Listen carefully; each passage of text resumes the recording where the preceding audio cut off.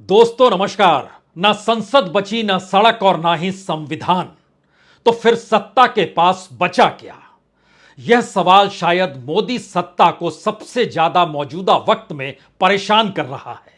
और भारत के संसदीय राजनीतिक इतिहास के पन्नों को अगर आप पलटिएगा तो कई प्रधानमंत्री आपके सामने आकर खड़े हो जाएंगे जब विपक्ष से कोई नेता खड़ा हुआ और उसने चुनौती दी, और चुनौती देने के अंदाज में संसद के भीतर भी बहस हुई, चर्चा हुई, और उसके बाद पता चला कि सामने वाले में कितना दम था। सड़क पर भी लोगों के बीच जाकर संवाद बनाना, अपनी बातों को रखना और उसके बाद सरकार बनाते हुए काम करना, यह भी स्थिति इस देश ने कई प्रधानमंत्रियों के दौर को में देखी है। और शायद संविधान को लेकर, और वह भी संविधान के जरिए सुप्रीम कोर्ट के दायरे में खुद को परखने की स्थिति इससे पहले कई मौकों पर कई प्रधानमंत्रियों की आई। लेकिन आज तो जिक्र इस देश के प्रधानमंत्री नरेंद्र मोदी का है। संसद के भीतर बहुमत की ताकत है, लेकिन उस बहुमत की ताकत के बीच भी सीधे खड़े होकर मणिपुर पर कोई बयान जारी कर पाने की स्थिति में इस देश के प्रधानमंत्री नहीं है। सड़क पर जो भी संवाद होता है वो स्टेट स्पॉन्सर्ड होता है, और उसके बाद मीडिया यानी गोदी मीडिया अपने तौर पर बतलाता है और दिखाता है कितना शानदार भाषण दिया गया। लेकिन उस भाषण की कोई प्रतिक्रिया जनता के बीच क्या है, यह संवाद इस दौर में गायब है।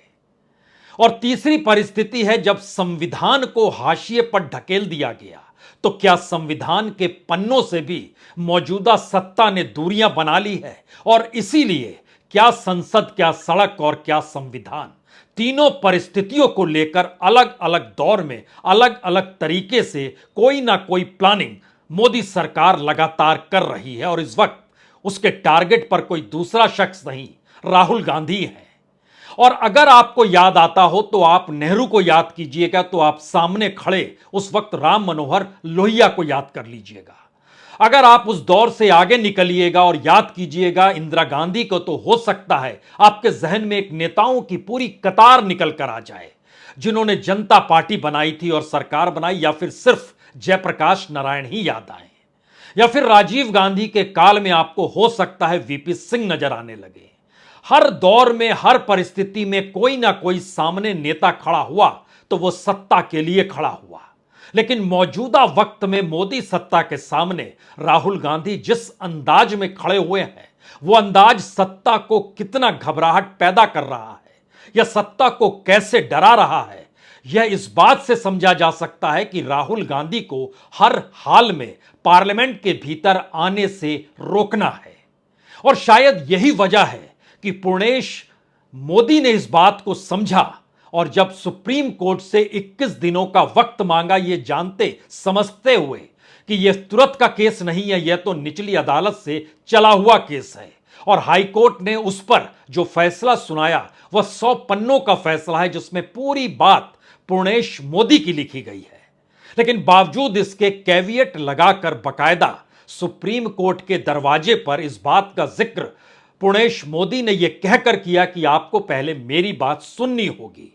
सवाल दो तीन हो सकते हैं, क्या यह सब कुछ जानबूझकर किया जा रहा था कि किसी तरीके से देरी होती चली जाए, या फिर 21 दिन इसलिए मांगे गए थे क्योंकि जिस दिन 21 दिनों का गुहार लगाई गई, 21 का मतलब था कि 11 अगस्त तक का वक्त चाहिए था पूर्णेश मोदी को, और 11 अगस्त का मतलब था कि मानसून सत्र तब खत्म हो जाता है। और मानसून सत्र के बाद जो इस देश के सामने सबसे बड़ा दिन है वह 15 अगस्त का है, जब लाल किले के प्राचीर से प्रधानमंत्री भाषण देंगे। तो प्रधानमंत्री कोई रुकावट नहीं चाहते हैं 15 अगस्त से पहले। वो नहीं चाहते हैं कि किसी भी हालत में पार्लियामेंट के भीतर राहुल गांधी नजर आए। तो बकायदा 21 दिनों का जो वक्त मांगा गया, वह अगर मैथमेटिक्स के लिहाज से देखिए तो बहुत साफ समझ जाएंगे कि क्यों इस मानसून सत्र में राहुल गांधी किसी भी हालत में पार्लियामेंट नहीं पहुंचे, इसकी व्यवस्था करने की कोशिश की गई। हालांकि सुप्रीम कोर्ट ने वक्त 10 दिन का दिया, जो 4 अगस्त को पूरा हो रहा है, और 4 अगस्त को दोबारा सुनवाई होनी है। लेकिन इसके समानांतर एक दूसरा सवाल यहीं से खड़ा होता है, वह कौन सी प्लानिंग है और कौन सा डर है जो राहुल गांधी को लेकर पार्लियामेंट के भीतर इस दौर में 300 से ज्यादा सांसदों को लिए हुए मोदी सत्ता घबरा रही है। दरअसल राष्ट्रीय और अंतर्राष्ट्रीय तौर पर भारत के जो मुद्दे इस दौर में गूंज रहे हैं, उसने दुनिया के सामने 3 ही सवाल खड़े किए हैं। पहला सवाल भारत के भीतर डेमोक्रेसी का है। उस डेमोक्रेसी से जुड़ा हुआ भारत के माइनॉरिटीज का सवाल है। और तीसरा सवाल इस देश के भीतर में कॉन्स्टिट्यूशन के लिहाज से रूल ऑफ लॉ सत्ता के लिए है या नहीं है, यह भी सवाल है। और ये अलग अलग मुद्दों के आश्रय ये सवाल उठ रहे हैं। और इनसे जुड़ा हुआ सबसे बड़ा ये सवाल है कि अंतर्राष्ट्रीय तौर पर इस दौर में विपक्ष के नेता के तौर पर किसी को मान्यता है तो वो नाम राहुल गांधी है। और पार्लियामेंट के भीतर उनके द्वारा कहे गए शब्दों को अगर मिटाया गया, दबाया गया, हटाया गया तो राहुल गांधी के ही वो शब्द थे, लेकिन उस दायरे में कौन कौन से शब्द थे? वह लोकतंत्र से जुड़े हुए शब्द थे, वह स्कैम और घोटाले से जुड़े हुए शब्द थे, वह इस देश के सबसे बड़े कॉरपोरेट आइकॉन अडानी और प्रधानमंत्री मोदी के संबंधों को लेकर उठते हुए सवाल थे। इस दौर में जो हिडेनबर्ग की रिपोर्ट आई, जो पूरा शेयर मार्केट उसके बाद हिल गया और जो पूरा मैनिपुलेशन हो रहा था, वह उस स्कैम की तरफ इशारा कर रहा था जिसका डर और खौफ प्रधानमंत्री मोदी के भीतर भी आ चुका है। क्योंकि इसी के बाद यह पूरी प्रक्रिया हुई। हम उस इतिहास में आज जाना नहीं चाहते हैं। सिर्फ एक बात समझने की कोशिश कीजिए कि राहुल गांधी को पार्लियामेंट में आने से रोकने के लिए सुप्रीम कोर्ट क्या 11 अगस्त से पहले फैसला दे देगी? यह पहला सवाल किसी के जहन में आ सकता है। दूसरा सवाल, सरकार घबराती क्यों है? और तब तीसरा सवाल आएगा, सरकार की प्लानिंग क्या है? सरकार घबराती इसलिए है क्योंकि ध्यान दीजिए, इस देश के भीतर में मोदी काल में कोई नेता ऐसा बचा ही नहीं जिसको लेकर कोई मान्यता सार्वजनिक तौर पर सड़क पर भी हो और संसद में भी हो और संविधान के दायरे में उसका कद बड़ा हो। यहां तक कि जो कैबिनेट मिनिस्टर्स हैं प्राइम मिनिस्टर मोदी की अपनी कैबिनेट में, उसकी कतार को भी छूना शुरू कीजिएगा तो उसमें आपको आधे से ज्यादा सदस्यों के नाम आपको पता ही नहीं होंगे। यहां तक कि कौन किस मंत्रालय को संभाल रहा है, हो सकता है आप यह भी ना जानते हो। और जो एक दो नेता जो इससे पहले बीजेपी के अध्यक्ष भी रह चुके हैं, उनको राजनीतिक तौर पर इतना कुंद कर दिया गया या उनके बोलने को लेकर सार्वजनिक तौर पर इतनी बंदिशें इस दौर में लगाई गई कि उन्होंने सिर्फ जब भी अपने जुबान पर कोई शब्द आया तो वो प्रधानमंत्री मोदी का ही शब्द आया। वो नाम राजनाथ सिंह का हो सकता है, वो नाम नितिन गडकरी का हो सकता है, वो नाम इस दौर में आपको जो भी नेता के जरिए नाम लगता हो बीजेपी के भीतर, मोदी कैबिनेट के भीतर, आप उस नाम को याद करके सोचिए उस शख्स ने क्या कोई ऐसी बड़ी बात की जो प्रधानमंत्री मोदी के नाम के साथ जोड़कर कही गई हो या नहीं कही गई हो। नहीं कही गई हो ऐसा कोई आपको वक्तव्य समझ में नहीं आएगा। दूसरी तरफ जो विपक्ष की पूरी कतार है, राजनीतिक तौर पर सभी ने इस दौर में सिर्फ सत्ता के लिए राजनीति साधी है और यह सच भी है। नेहरू काल से लेकर अभी तक में विपक्ष हमेशा पूरी राजनीति और पूरी लड़ाई उसने सत्ता के लिए की है। लेकिन पहली बार राहुल गांधी दरअसल उस गांधी मार्ग को पकड़ रहे हैं जहां पर उनके जहन में भारतीय राजनीति के बदलाव की दिशा में उठाने वाले कदम है, यानी प्रधानमंत्री पद नहीं चाहिए। हम उस दौर की राजनीति नहीं करेंगे जहां पर जोड़ तोड़ और हुनर की राजनीति हो। हम इस देश की परिस्थिति में जो देश के जो अपने ओरिजिनल थ्रेड्स थे, जो इसके अपने रूट्स हैं, उसको जिस रूप से विखंडित किया गया, तोड़ा गया, हम उसे जोड़ने का प्रयास करेंगे और इस देश के जुड़े हुए मुद्दे जो लोगों को परेशान कर रहे हैं उन मुद्दों को लेकर सवाल उठाएंगे। और शायद यही वो वजह है जहां पर आप राजनीति एक ऐसे मुकाम पर ले जाते हैं जिस राजनीति के दायरे में कभी कभी पार्लियामेंट भी छोटी लगने लगती हो, क्योंकि पार्लियामेंट के सदस्य ना होने के बावजूद भी राहुल गांधी ने मणिपुर की यात्रा के बाद जिस तरीके से वहां के हालातों को दुनिया को दिखाया और उसके बाद जो कुछ हुआ यह तो सब किसी ने देखा, लेकिन इस दौर में किसी नेता की आवाजाही मणिपुर को लेकर नहीं हुई, वो सत्ता पक्ष हो या विपक्ष हो। और दूसरी बड़ी बात है कि अंतर्राष्ट्रीय तौर पर इसी दौर में राहुल गांधी, जब उनकी संसद सदस्यता नहीं थी, वो अमेरिका की यात्रा कर रहे थे। जब संसद सदस्यता थी तब वो ब्रिटेन की यात्रा कर रहे थे। लौटने पर उनकी संसद सदस्यता चली गई। यानी दुनिया के सबसे बड़े लोकतांत्रिक देश को प्रभावित करने वाले देश के भीतर और दुनिया भर के जो दबाव समूह होते हैं, जो प्रेशर ग्रुप होते हैं, वो पहली बार भारत के भीतर एक ऐसी परिस्थिति को देख रहे हैं जिसमें एक नेता को गद्दी पर बने रहना है, दूसरे नेता को इस देश की परिस्थितियों को उठाना है और बताना है कि गद्दी पर बना हुआ नेता इस देश के तमाम थ्रेड्स के साथ जो जुड़ाव था लोगों के बीच, उससे वो कैसे खेल रहा था। सामान्य तौर पर ऐसी राजनीति होती नहीं है और कोई भी इसे सफल कभी मानता नहीं है।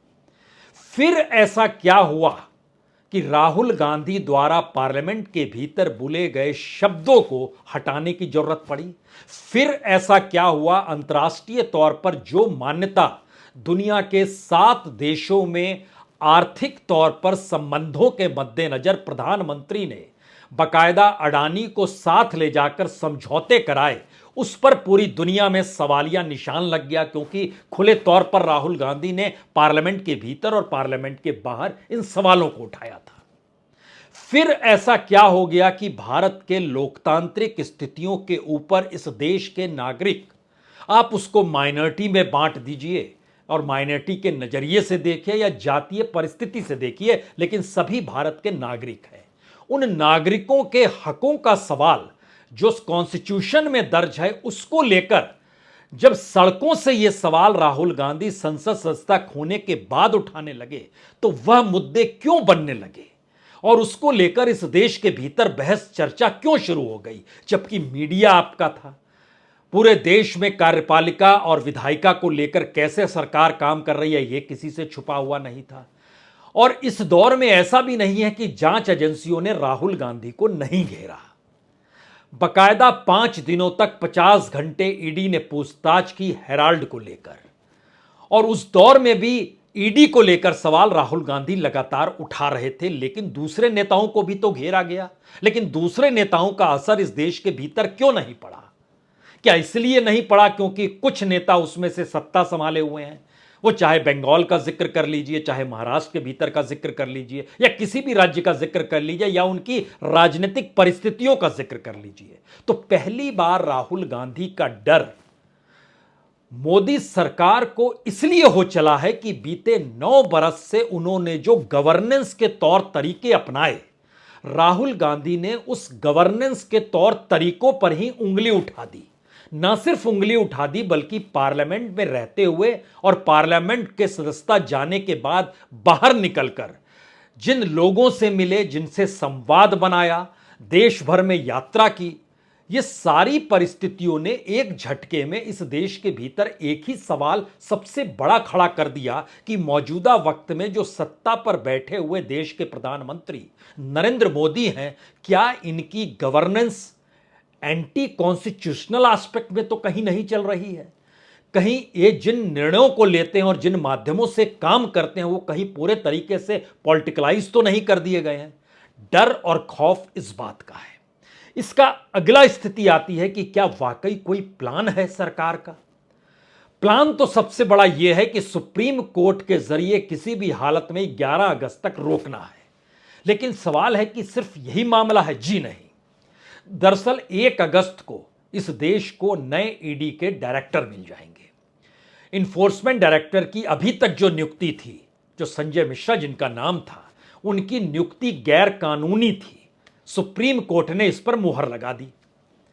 पहली बार भारत के इतिहास में किसी ऐसे इंस्टीट्यूशन के पद पर बैठे हुए व्यक्ति की नियुक्ति को ही गैर कानूनी ठहराया गया होगा, इससे पहले कभी नहीं हुआ।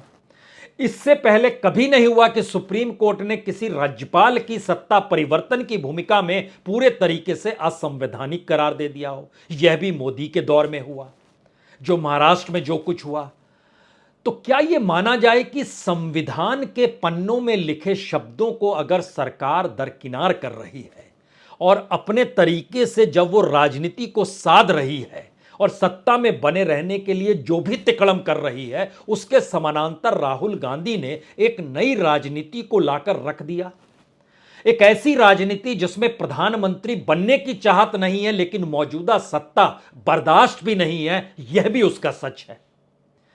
यानी हम अपने तौर पर सत्ता की लड़ाई लड़ नहीं रहे हैं, लेकिन आपको सत्ता में नहीं रहने देना है, यह लड़ाई खुले तौर पर है। तो क्या पहली बार भारत की राजनीति में राहुल गांधी ने अपनी राजनीति को जनता की मुश्किल हालातों के साथ जोड़ दिया है, जो घबराहट इस दौर में मोदी सरकार के भीतर छा चुकी है? क्योंकि पार्लियामेंट के भीतर राहुल गांधी के आने का मतलब बहुत साफ है कि वो तमाम मुद्दे, एक दृष्टि से खाली यह सोचिए कि जो 31 बिल लेकर सरकार आई है कि इस मानसून सत्र में 31 बिल को रखना है, उसमें 3 बिलों का जिक्र तो खुले तौर पर किया जा सकता है, और वो 3 बिल मौजूदा राजनीतिक विपक्ष को कभी भी स्वीकार नहीं है जिस रूप में रख रही है। और इस देश के भीतर आम लोगों के भीतर भी यह सवाल है, यह क्या हो रहा है? और चुनी हुई सरकारों के भीतर भी जो मोदी सरकार के साथ नहीं है, वह भी लगातार विरोध कर रहे हैं, लेकिन उनको एक राहुल गांधी चाहिए। और अगर वो पार्लियामेंट में आते हैं, एक क्षण के लिए आप ये समझिए, सभी को पता है कि राज्यसभा में मैनेज कर पाने की स्थिति में यह सरकार आ सकती है। जो ऐसे लोग जो विपक्ष के साथ नहीं है, जो नेता, उसमें आप बीजेडी का जिक्र कर सकते हैं, नवीन पटनायक का, उसमें आप वाईएसआर कांग्रेस का जिक्र कर सकते हैं, उसमें आप तेलंगाना का जिक्र कर सकते हैं, यानी केसीआर का जिक्र कर सकते हैं, अलग अलग तरीके से, अलग अलग, उसमें आप चंद्रबाबू नायडू का जिक्र कर सकते हैं। यह जिक्र दिल्ली ऑर्डिनेंस को लेकर है। लेकिन एक क्षण के लिए सोचिए कि दिल्ली ऑर्डिनेंस के जरिए जिन बातों का जिक्र संसद सदस्य के तौर पर कोई दूसरा नेता करेगा, और राहुल गांधी की मौजूदगी जब इस बात का एहसास दिलाएगी, अगर पुराने स्थिति को देखें तो बहुत साफ तौर पर राहुल गांधी कहते हैं कि यह संविधान, यह सरकार संविधान को ही नहीं मानती है, तो फिर ऐसे में हम आप किस कानून को लेकर कौन सी बहस करें? व्यक्ति कमोवेश सभी संसद सदस्य हैं और इनकी तादाद विपक्ष में भी अच्छी खासी है, लेकिन जनता की मान्यता जिस नेता के साथ जुड़ती चली जाती है, वह नेता जब उन बातों को कहता है तो वो जनता का दबाव सामाजिक तौर पर भारत की राजनीति पर असर दिखाने लगता है, और सरकार इससे घबरा रही है। और इसीलिए जो हमने जिक्र किया कि ईडी के डायरेक्टर जो 1 तारीख को नियुक्त होंगे, राहुल गांधी की हेराल्ड की फाइल दोबारा तैयार हो रही है। रोकना हर हाल में है, और रोकने की प्रक्रिया के भीतर सरकार जिस जिस कदम को उठाएगी, उस दायरे के भीतर एक बिलों की कतार भी है। हम जब आपसे बिल का जिक्र कर रहे हैं, पहले बिल का कर दें, फिर ईडी पर आ जाएंगे। दिल्ली ऑर्डिनेंस को लेकर बहुत साफ तौर पर है, समूचा विपक्ष विरोध कर रहा है। डाटा प्रोटेक्शन बिल 2023, इसको लेकर असहमति की परिस्थितियां हैं। जो फॉरेस्ट कंजर्वेशन अमेंडमेंट बिल है, ये और खतरनाक है, क्योंकि इससे तो बहुत साफ तौर पर कहता है कि जो देश की सीमा है, उसके 100 किलोमीटर के अंदर जो रोड साइड की एक्टिविटीज़ है, वो पब्लिक रोड के इर्द गिर्द चीज़ें क्रिएट हो सकती हैं। हालांकि 31 सदस्यों की जो पार्लियामेंट्री कमेटी है, उसमें 6 ने विरोध किया, 2 कांग्रेस के, 2 टीएमसी के, 2 डीएमके के। ये तीनों उस इंडिया के हिस्से हैं जिसको विपक्ष ने अपने तौर पर खड़ा किया है। इसके अलावे जब आप देखेंगे तो IMF and world bank bill है 2023 का। इस देश के भीतर में बैंकों को लेकर जो नाजुक स्थिति प्राइवेटाइजेशन के जरिए, या फिर जो एनपीए के जरिए, या फिर बैंकों के जरिए जो कर्ज देकर और कर्ज लेने वालों को इस देश से रास्ता बाहर की दिशा में ले जाने का है, उसमें भी बेरोक टोक कुछ भी नहीं है। तो ऐसी परिस्थितियों में यह बिल जब सीधे तौर पर तैयार हो रहा है, और इसमें एक mines and mineral amendment bill भी है 2023 का, सवाल सबसे बड़ा यह है कि अगर राहुल गांधी पार्लियामेंट के भीतर आकर जिक्र अडानी का करते हैं, अगर वो अंदर में आकर जिक्र दिल्ली ऑर्डिनेंस का करते हैं, अगर वो अंदर आकर जिक्र मणिपुर का करते हैं, अगर वो इस देश की परिस्थिति में आकर माइनॉरिटीज पर हो रहे हमलों का जिक्र करते हैं, अगर इन सारे मुद्दों के इर्द गिर्द, अगर इस देश के भीतर में जो प्रधानमंत्री अभी तक जो 70 हजार करके 6-7-8 बार बांट चुके हैं नौकरियां, लेकिन इसके ठीक समानांतर कितनी हजार नौकरियां चलती चली गई, वो चाहे इस देश के भीतर पीएसयू की नौकरी हो जो लाखों की तादाद में कम हो गई हो, यानी कोई भी मुद्दा जो सरकार उपलब्धियों के तौर पर बतलाती है उसके समानांतर लकीर इतनी मोटी और इतनी बड़ी है, अगर राहुल गांधी पार्लियामेंट के भीतर आकर बताते हैं तो मुश्किल सरकार की इसलिए हो जाएगी क्योंकि एक ऐसा चेहरा उभर रहा है जो अल्टरनेटिव देने की स्थिति में आ गया, विकल्प देने की स्थिति में आ गया, जो अपने तौर पर प्रधानमंत्री पद का दावेदार नहीं है, लेकिन इस वैक्यूम और शून्यता के बीच अगर कोई चेहरा मुद्दों के आसरे खड़ा होते चला जा रहा है तो यह किसी भी राजनीतिक सत्ता के लिए जिसकी अपनी सरकार चल रही होती है सबसे मुश्किल वक्त होता है। मुश्किल वक्त इसलिए क्योंकि चुनाव के वक्त भी वह सिर्फ अपने चेहरे को लेकर जाता है, वो जिक्र भी करता है जैसे ही कि देखिए कौन खड़े हैं सामने, राहुल गांधी, और राहुल गांधी कह नहीं रहे हैं कि हम खड़े हैं। यह सरकार की एक नई मुश्किल आ गई सामने, एक चेहरा है जो अदृश्य है लेकिन मुद्दे अदृश्य नहीं है। तो राजनीतिक तौर पर अगर आप नेहरू से लेकर अभी तक किसी भी सरकार को चुनौती देते हुए विपक्ष को देखिएगा तो उसमें एक चेहरा उभर कर आता था और इस देश के मुद्दों से जोड़कर मौजूदा जो चेहरा है प्रधानमंत्री मोदी का, उस चेहरे को काउंटर करने की स्थिति में जनता के मुद्दे हैं तो एक झटके में जनता ही उस चेहरे में तब्दील हो रही है जो चेहरा नजर नहीं आ रहा है। और यह घबराहट पार्लियामेंट के भीतर ना आने देने को लेकर कि राहुल गांधी अगर आ जाएंगे तो मुश्किल हालात होंगे। दूसरी परिस्थिति है जो 2024 की दिशा में बढ़ते हुए कदम है, उसके समानांतर जो जो मुद्दे उठने वाले हैं, चाहे वो तेलंगाना में उठे चाहे राजस्थान में उठे, और जो उसकी शक्ल सूरत है वो इसलिए डरावनी और भयावह है क्योंकि मणिपुर की घटना के समानांतर राजस्थान और बंगाल की जिस चेहरे को लाकर सरकार ने रखा, सरकार के मंत्रियों ने रखा और कहा इस पर भी चर्चा करनी चाहिए, लेकिन वह किसके समानांतर रख रहे हैं। यह ठीक वैसी ही परिस्थिति है जैसे आज की तारीख में आरएसएस ये खड़े होकर कह दे कि दरअसल विभाजन जब हुआ था उस दौर में जितनी हत्याएं हुई, जितनी महिलाओं के साथ उस दौर में रेप हुआ, जो उस समय का शोषण था, वह सब कुछ हो रहा था, हम इसीलिए भारत की आजादी के आंदोलन में शरीक नहीं हुए थे, तो आप हमको सही मानिए और उस दौर के पूरे आंदोलन, संघर्ष, आजादी के संघर्ष को खारिज कर दीजिए और हमारे साथ आकर खड़े हो जाइए क्योंकि उस दौर में ऐसा हो रहा था। यह कुछ ऐसी ही परिस्थिति इस दौर में लाकर इस देश के सामने खड़ी की जा रही है। लेकिन सवाल फिर वही है, मणिपुर के भीतर जो हो रहा है वो अभी से नहीं, 80 दिनों से हो रहा है। सैकड़ों मौतें हुई हैं, कितनी बड़ी तादाद में लोगों के घर छिन गए। जिन पीढ़ियों ने देखा ऐसी स्थिति कभी नहीं, वो पहली बार देखकर भौचक्के हैं। मणिपुर से निकले हुए अंतर्राष्ट्रीय खिलाड़ियों की आंखों में आंसू है। सवाल यह है कि जब आप इस देश की संसद में जाने से घबराने लगे, जब आप स्टेट स्पॉन्सर्ड रैली से हटकर एक सामान्य तरीके से लोगों के बीच जाने से घबराने लगे, जब आप इस देश के संविधान में लिखे शब्दों से कतराने और घबराने लगे, तो आपको हर उस बात से डर लगेगा जहां पर कहीं कुछ सच बोला जा रहा हो। और शायद इसीलिए संसद से डर है, सड़क से डर है, सुप्रीम कोर्ट से भी डर है। और ये तीनों परिस्थितियां डरा रही है कि शायद एक शख्स कहीं ऐसा तो खड़ा नहीं हो गया जो इस सच को जहां पर भी बताएगा वहीं से सरकार की मुश्किलें खड़ी होती चली जाती हैं। और शायद इसी संकट और इसी कटघरे में मौजूदा मोदी सरकार आकर खड़ी हो चुकी है। बहुत बहुत शुक्रिया, बहुत बहुत शुक्रिया।